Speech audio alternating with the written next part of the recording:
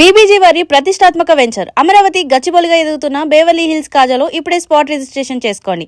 ఫోటోగ్రాఫర్లు ఫంక్షన్స్లో over action చేస్తారు. అసలు పెళ్ళిళ్ళల్లో శుభకార్యాల్లో అయితే పురోహితుడిని కూడా పక్కకు తోసేసి ఫోటోగ్రాఫర్ ముందుకు వస్తున్నాడు అని నా యాంగిల్. లేదు, ఇది జీవితంలో ఒక మధురానుభూతి, ఇది ఇట్లాగే ఉండాలి అని నువ్వు. ఇక్కడ మధ్యలో ఎక్కడో ఒక చోట ఒక లిమిట్ ఏదో ఉండాలా వద్దా? నీ యాంగిల్ ఏంటి? ఉండాలి, 100%గా ఉండాలి. ఎందుకు అని అంటే ఏంటంటే ప్రతి దానికి కూడా ఒక రెడ్ లైన్ అనేది అవసరం. ఇవాళ ఏంటంటే అది వెడ్డింగ్లో కావచ్చు, ఆ తర్వాత మన ఇక్కడ ఏదైతే ఒక ఫంక్షన్లో కావచ్చు. అంటే ఇక్కడ మెయిన్గా జరుగుతున్న ప్రాబ్లము ఏంటి అంటే ఏంటంటే అర్థం చేసుకోవాల్సింది ఒకటి, ఒక ఫంక్షన్ ఏదైతే అది మా మీడియా ఫంక్షనే కావచ్చు, బుక్ రిలీజే కావచ్చు, ఏదైనా కావచ్చు. అక్కడ కూడా ఒక జరుగుతున్న అతిపెద్ద తప్పు ఏంటంటే ఇవాళ సంఖ్య విపరీతంగా పెరిగిపోయింది. ఇంకొకటి కూడా ఏంటంటే ఈ ఎక్స్క్లూజివిటీ అనే ఒక దేని మీద ఇవాళ వీడియోకి అడ్డం పోతారు వీళ్ళు. మేము ఏమి చేసినా కూడా నడుస్తుంది, మమ్మల్ని ఎవరు అడ్డు చెప్పరు అనేది కూడా చాలా తప్పు. ఎప్పుడు కూడా ఏంటంటే ఏ ఫంక్షన్ కూడా మనం కవరేజ్ చేయాలి, కానీ ఆ ఫంక్షన్కి మనము ఏది అడ్డం పోవద్దు. ఇలా ఒక పెళ్ళి కూడా తీసుకుందాం. పెళ్ళిలో కూడా జరుగుతున్న తప్పేంటి అంటే ఏంటంటే బేసిక్గా పెళ్లి కొడుకు తరఫు పెళ్లి కూతురు తరఫు ఎప్పుడైనా ఒకరినే పెట్టుకోవాలి. అట్లా ఒకరిని పెట్టుకోకుండా ఇద్దరిని పెట్టుకున్నందుకు కూడా ఒక ప్రాబ్లం ఏమి వస్తుంది అంటే ఏంటంటే సంఖ్య పెరిగిపోతుంది.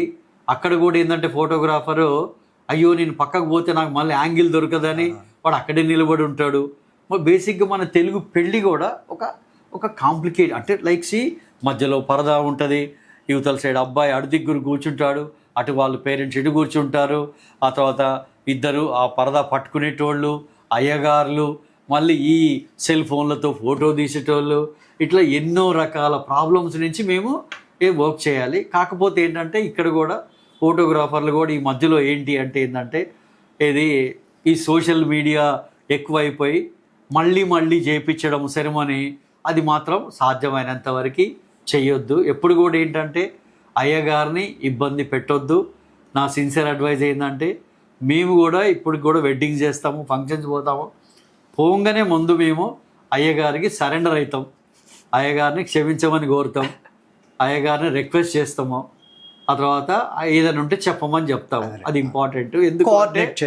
ఎందుకు అంటే సింపుల్, అక్కడ అయ్యగారు ఈజ్ ద ఇంపార్టెంట్ పర్సన్, ఆయన ఎగ్జిక్యూట్ చేయాలి. కాబట్టి సెరమనీని మనం ఎప్పుడు కూడా డిస్టర్బ్ చేయొద్దు. ఇన్ ద నేమ్ ఆఫ్ ఇలా ఒక మేబీ ఫోటో అనేది ఒక ఇంపార్టెంట్ టూలే, కానీ ఫోటోగ్రఫీ గురించి సెరమనీ అయితలేదు. సెరమనీని మనం డాక్యుమెంటేషన్ చేస్తున్నాం.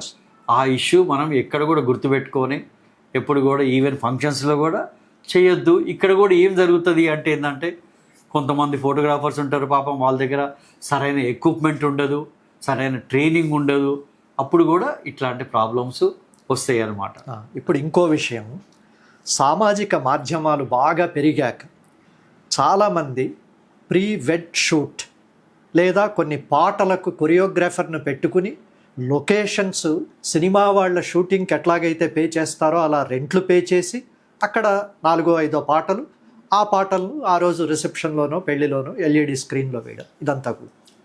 కానీ ఇది ఒక మధురానుభూతి, ఆనందం, ఆహ్లాదం అన్న స్థాయి దాటిపోయి వెర్రితలలు వేస్తున్నవి చాలా చూస్తున్నాం మనం. పైకి వెళ్ళి పైనుంచి ఇలా తామర దాంట్లో దిగితే అంటే అది ఇట్లా ఊడిపోయింది, కింద పడి పెళ్లి కూతురు చనిపోయింది. గుజరాత్లో ఒకటి జరిగింది. ఆ తర్వాత బురదలో కాంతారా సినిమా వచ్చింది, బురదలో ఏదో పెళ్లి కూతురు పెళ్లి కొడుకు వస్తే అని అంటే పాపం ఆ పెళ్లి కొడుకు కడుపులోకి పశువుల కొమ్ములు గుచ్చుకుని వాడు పాపం బెడ్ మీద ఉన్నాడు. ఇవి లాస్ట్కు ఫోటోలు వీడియోలు సోషల్ మీడియాలో పోస్ట్ చేయడానికి అని చెప్పి పెళ్లి కంటే ముందే ఇట్లాంటివన్నీ జరుగుతున్నాయి. ఇది ఎట్లా అంటే ఒకటి ఇప్పుడు ఏంటంటే ఇక్కడ 2-3 రకాలుగా చూడొచ్చు. మనకి వెస్టర్న్ ఇన్ఫ్లుయెన్స్ మన దగ్గర కూడా ఎక్కువైపోయింది. అంతకు ముందు లెక్క కాదు, ఏది ఒకప్పటి ఇది కాదు. ఎన్ని మాట్లాడినా సోషల్ మీడియా కాంటెంట్కి వాళ్ళకి కావాల్సినంత ఇది పిక్చర్స్ ఇవన్నీ కావాలి. ఎప్పుడో ఒకప్పుడు ఏంటంటే మేము ఎర్లీ మా ఫోటోగ్రఫీ కెరీర్లో అమెరికాలో ఫోటో సెషన్స్ చేస్తుండే. ఇవాళ సేమ్ అయ్యే ఫోటో సెషన్స్ మన దగ్గర కూడా వచ్చింది. ఏది వచ్చినా కూడా ఏంటంటే అది ఇది వేలం వెర్రి లెక్క లేకుండా ఒక లిమిటేషన్ లోపట ఏదైతే వాళ్ళ ఇద్దరి మధ్య లోపట ఒక ఇంటిమసీని చూపించాలనుకుంటున్నామో దానికి కూడా ఒక లిమిట్ పెట్టుకొని ఆ లిమిట్ మందము చేయడం అన్నది చాలా ఇంపార్టెంట్ ఆస్పెక్ట్. అందులో ఒక సక్సెస్ఫుల్ ఫోటోగ్రాఫర్గా నా ఇంట్రెస్ట్ ఏంది ఒక ప్రీ వెడ్డింగ్ షూట్లో అంటే ఏంటంటే మాకు వెడ్డింగ్లో వాళ్ళు ప్రాపర్గా సహకరించాలి, వెడ్డింగ్లో వాళ్ళకి మాకు ఒక బాండ్ పెరగాలి అని అనుకుంటే ఆ బాండ్ని మేము ఏంటంటే ప్రీ వెడ్డింగ్ షూట్లో క్రియేట్ చేసుకుంటాం. వింటుందా? అప్పుడు ఏమైంది, ఆ ప్రీ వెడ్డింగ్ షూట్ పిక్చర్స్ కూడా మాకు ఇవాళ కొత్తగా ఇప్పుడు ఇలా ఫోటోగ్రఫీ ఫేస్ కూడా మారిపోయింది. ఫోటోగ్రఫీ ఫేస్ ఏంటి, ఒకటి డాక్యుమెంటేషన్ అంటే సెరమోనియల్ పార్ట్ని డాక్యుమెంటేషన్ చేయడము ఒక ఆస్పెక్టు, క్రియేటివ్ పార్ట్ ఒక ఆస్పెక్టు. ఇవాళ ఏంటంటే మా దీంట్లోపట క్యాండిడ్ ఫోటోగ్రఫీ ఇవాళ so called whatever they are saying the candid photography is not mere candid photography. ఇవాళ ఫోటో జర్నలిస్టులము మేము వెడ్డింగ్ ఫోటో జర్నలిజం ఒక టర్మ్ అది వచ్చిన తర్వాతనే అది క్యాండిడ్ ఫోటోగ్రఫీ. ఇవాళ సో కాల్డ్ ఇండియాలో ఉన్న పెద్ద పెద్ద ఫోటోగ్రాఫర్లు అందరూ కూడా అరేంజ్ చేసి అదంతా more or less glamour photography and even advertising kind of photography, not the candid photography. కాబట్టి కానీ ఒకటేంటంటే అల్టిమేట్గా client, the bride and the groom వాళ్ళకి ఏం కావాలి, వాళ్ళ ఇష్టాలని మనము ఏ విధంగా సాటిస్ఫై చేయడము. కమర్షియల్ ఫోటోగ్రఫీలో ఏంటంటే ultimately you have to satisfy your client. అదే నా సొంత జర్నలిస్టిక్ వర్క్ కానీ ఇంకేదో నా పర్సనల్ అసైన్మెంట్ ఉంటే ఏంటంటే అది నా ఇష్టం వచ్చిన పర్స్పెక్టివ్లో నేను చూపించుకుంటాను. బట్ ఏది కూడా హద్దు దాటి అంటే ఏది కూడా అది ఇట్లా ఉండదే లైఫ్లో అనేటట్టు ఎప్పుడు ఉండకూడదు. అది కరెక్ట్. ఇప్పుడు టెక్నాలజీ పార్ట్లోకి వద్దాం. నీ స్టూడియోలోకి రాగానే ఎప్పుడో మొదటి కెమెరా నుంచి ఎన్లార్జర్ నుంచి రకరకాలవి కనపడుతున్నాయి, అన్నీ రకరకాలు. అందులో కొన్ని నేను చూడను కూడా లేదు. అవి నాకు వచ్చేసరికి ఆ రీలు వేసి దాన్ని ల్యాబ్కు తీసుకువెళ్ళి టెక్నాలజీ వల్ల ఆ సెల్ ఫోన్లో కెమెరా ఉన్న ప్రతివాడు ఈరోజు ఫోటోగ్రాఫర్ అనో వీడియోగ్రాఫర్ అనో అనుకుంటున్నాడు, తీస్తున్నారు, వాళ్ళు ఏవో పెట్టుకుంటున్నారు. టెక్నాలజీ మారచ్చు, టెక్నాలజీ ఇంకా స్పీడ్ కావచ్చు, అడ్వాంటేజ్ ఇవ్వచ్చు, కానీ ఫోటోగ్రఫీలో ఫోటోకు ఒక కవిత్వం, ఫోటోకు ఒక గ్రామర్, ఫోటోకు ఒక సైన్స్, ఫోటోకు ఒక ఆర్టిస్టిక్ దృష్టి ఇవేవో ఉంటాయి. వాటిని ఎట్లా పట్టుకోవాలి ఈ టెక్నాలజీ రోజుల్లో? ఏది అంటే వెనకటికి కావచ్చు, ఇవాళకి కావచ్చు, వెనకటి రోజులలో ఏంటి ఏదైనా కూడా ఒక రిఫ్లెక్టెడ్ లైట్ని మనం క్యాప్చర్ చేస్తున్నాం. ఇలా మనం ఒకటి చూస్తున్నాం అంటే ఒక రిఫ్లెక్టెడ్ లైట్ని మనం చూస్తున్నాం. లేకపోతే ఒకదాన్ని ఏదైనా అప్పుడు ఇప్పుడు రెండు కూడా ఒకటే. కాకపోతే ఇప్పుడు చాలా ఈజీ అయిపోయింది. వెనకటికి డార్క్ రూమ్లోకి పోయి ప్రింట్ వేసేదాకా ఏం చేసినాం అనేది మనకి తెలియదు. ఏది ఉన్నా లేకున్నా కూడా ఇక్కడ ఇంపార్టెంట్ ఆస్పెక్ట్ ఏంటంటే ఈ ఫోటోగ్రాఫర్కి ఆ నాలెడ్జ్ ఉండాలి. ఏం నాలెడ్జ్ ఉండాలి అంటే ఏంటంటే ఇవాళ ఒక పెయింటింగ్ ఉంది, ఒక పెయింటింగ్లో ఒక ఫోటోగ్రాఫ్లో నువ్వు ఏం చూడగలవు అంటే ఇక్కడ ఏం చూస్తావు అంటే నీకు ఏదైతే నాలెడ్జ్ ఉందో అంతే చూస్తావు. బియాండ్ నువ్వేం చూడలేవు. అందులోపట నీకు అది పిచ్చిగానే కనపడుతుంది. నీకు అది అంటే నీకు అంతవరకే తెలుసు, బియాండ్ నువ్వు చూడలేవు. బియాండ్ చూడాలి అని అనుకుంటే ఏంటంటే విజువల్గా నీకు అంత నాలెడ్జ్ ఉండాలి. ఏది విజువల్గా నాలెడ్జ్ ఉండాలి నీకు, నాట్ ఓన్లీ విజువల్గానే కాదు మన వీటి పరంగా కూడా ఉండాలి. నా దగ్గర ఒక లెటర్ ఉందండి, అది చాలా అసలు ప్రతి ఒక్క ఫోటోగ్రాఫర్ చదవాల్సిన లెటర్ అది. ఆ లెటర్ ఏంటంటే మన కే ప్రభాకర్ అని ఒక గొప్ప ఫోటోగ్రాఫరు, మా మిత్రుడు ఇప్పుడు లేడు, ఆయన మా గురువు లాంటి ప్రభాకర్ గారు, ఆయన చనిపోయాడు ఇప్పుడు.